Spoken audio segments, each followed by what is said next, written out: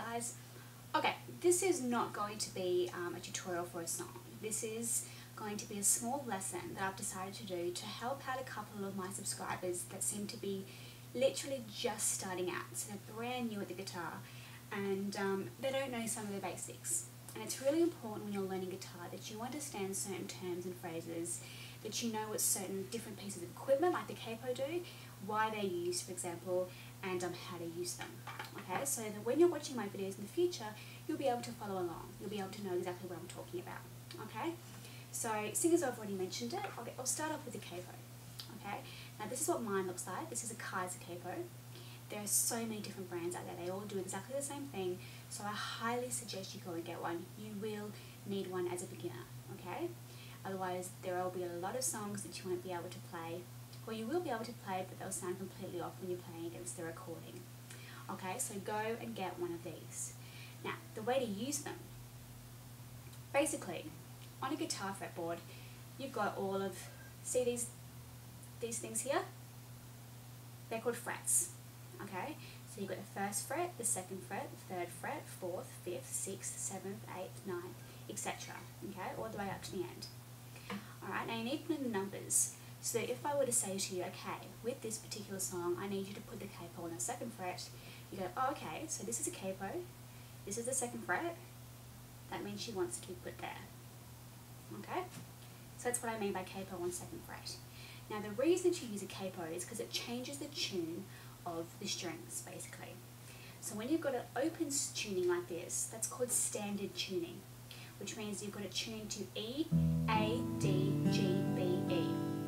When you put a capo on, that makes it a little bit higher. Okay.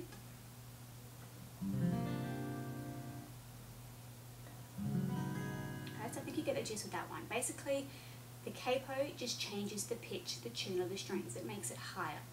And a lot of the beginner level tutorials, the chords are changed to make them beginner level by putting a capo on. Okay, so for example, open tuning, a song may require C-sharp chords and lots of bar chords, but if you put a capo on a third, those particular chords could be transposed to open chords like E minor, G, C, D, so as a beginner you can play it. Also the singer, like for example Justin Bieber, has quite a high voice. If you want to sing along to the song and to his song, then you require a capo so you sound very similar to him. Okay, so that's the capo. Now, you've also got the strings. So you've got 6 strings on this particular acoustic guitar, and I'm guessing yours does too. Guitars also come with 12 strings or 8 strings, which is a baritone, for example.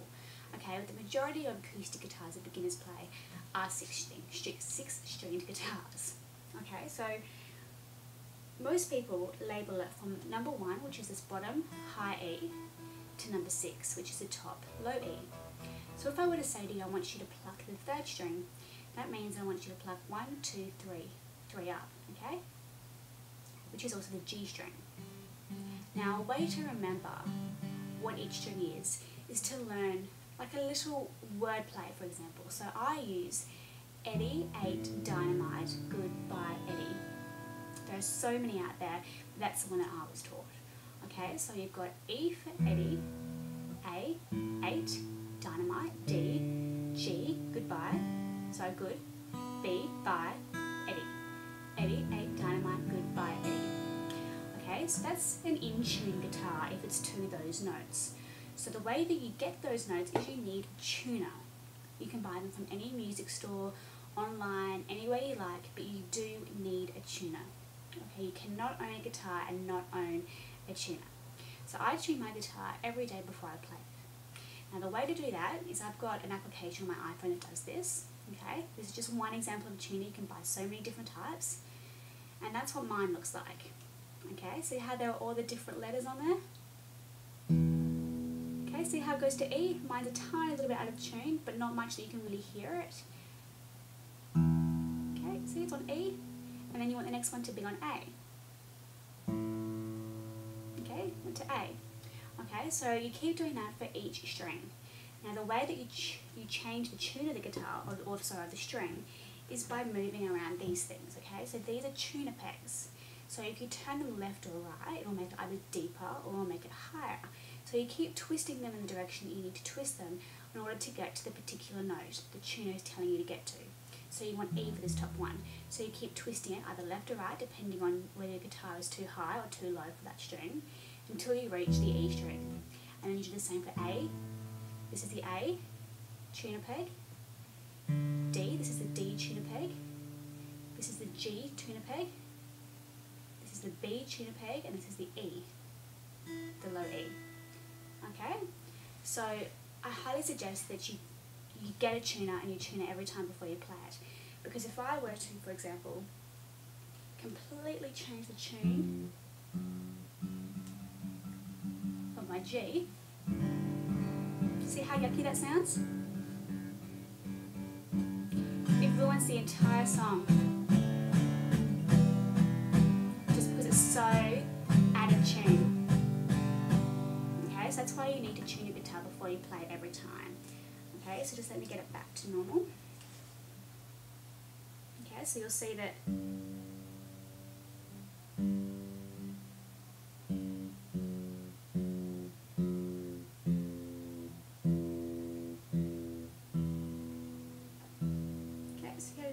kept moving the pin, and now it's back to E. And now it's back to standard tuning. Okay, so when you play guitar for a while, you'll be able to hear when your guitar is out of tune and when it's not, okay? So I can hear that that's perfectly in tune. Alright, now what else is there to teach you? Strumming. Okay, now when I say D, I want you to do this, for example, D, D, U, U, D, U. That means down, down, up, down, up. Okay, so down, down, up, down, up. Okay, down, down, up, down, up. Or down, down, down, down, up, down, down, down, down, up. Down, down, down, down, up. Okay, so every song has a different strumming pattern. Okay, some share the same one, it doesn't really matter, but you can make your own strumming pattern as well. It's important for people to realise that unless you're the person that owns the song and you're performing every night in front of thousands of people with the band, then you all need to have the same strumming pattern. You all need to be intact and in sync, okay? Because it's your song, you need to perform the same every night. But if you're just playing it at home along with the recording, you can make it your own as long as you're playing. As long as you're playing certain strumming patterns within the right time frame per chord before it changes to the next chord, then you'll be playing it right. Okay, now I'm going to prove that, for example, with Taylor Swift's Love Story. Okay, so you can either play it like this.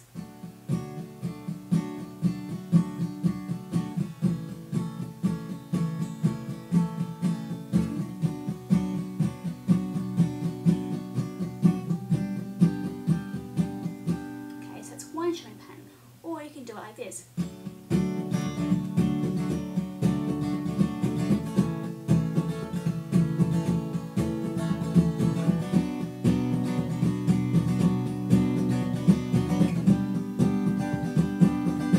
Okay, now they sound like the exact same song, but I'm using completely different strumming patterns. Okay, so I really want to drive home that you're given complete right of way with your strumming patterns. You can make your own up. As long as you're playing it within the right amount of time, then you're fine. Don't freak out if you're missing a down or you're missing an up. Okay, do whatever you like with it, make it your own. Okay, now also it's important that you clean your strings. Okay, so I just use a rag whenever I play. I just lightly go over my strings because you get grime on them from your fingers, and this lowers the life of them. It means they go blunt really quickly. Okay, so if you keep just cleaning them per string every time you play, then you'll prolong the life just a little bit longer. Okay, so that's just a few things that could help you with starting out. Just a few questions that I've had, so I thought I'd address those quickly with this lesson. Okay, so if you've got any more questions, feel free to ask me and I'll get back to you with the answers. I really hope this has helped, guys, and keep practicing. It's really important that you keep at it. Your fingers will hurt. Okay, you might get blisters. It will get indentations in the tips of your fingers, but eventually you'll form calluses, hard bits of skin on the tips of your fingers, which means that you won't be able to feel it. Okay, so fight through the pain, keep at it, keep practicing, and eventually you'll get there. Okay, thanks for watching, guys. Bye.